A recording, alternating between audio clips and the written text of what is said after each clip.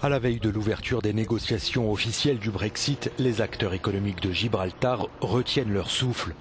Dans ce bunker de l'enclave britannique sont entreposés les serveurs d'une trentaine d'entreprises de jeux en ligne. À elles seules, elles génèrent 60% de l'activité mondiale des jeux.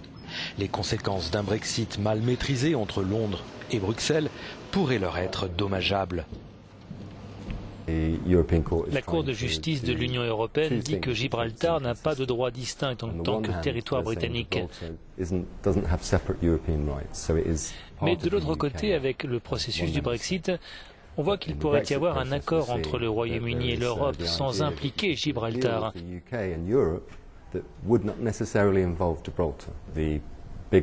Or, notre plus grande inquiétude est liée à notre frontière avec l'Espagne, car nous accueillons de nombreux travailleurs frontaliers.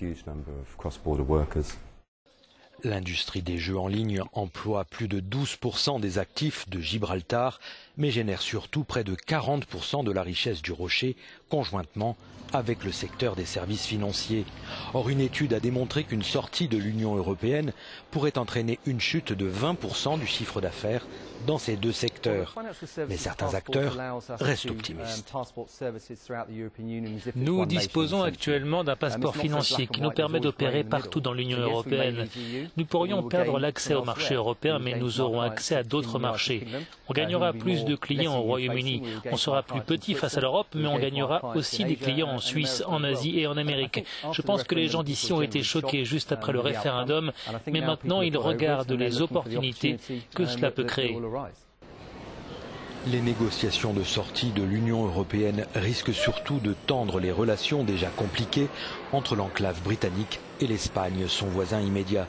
Mais sur place, les responsables politiques de Gibraltar auraient reçu de Londres des garanties pour l'avenir. Pour nous, la principale inquiétude concerne les services, car le Royaume-Uni est notre plus grand marché pour ces services. À ce stade, on nous a garanti que l'on conserverait l'accès à ce marché et que, quels que soient les nouveaux accords commerciaux que le Royaume-Uni conclura après avoir quitté l'Union européenne avec le Commonwealth ou avec les États-Unis, eh bien le Royaume-Uni continuera à nous inclure dans ces accords commerciaux.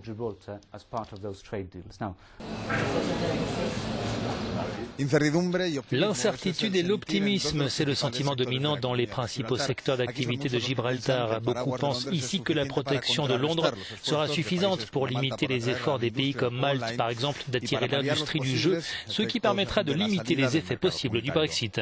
Carlos Marlaska, Euronews, Gibraltar.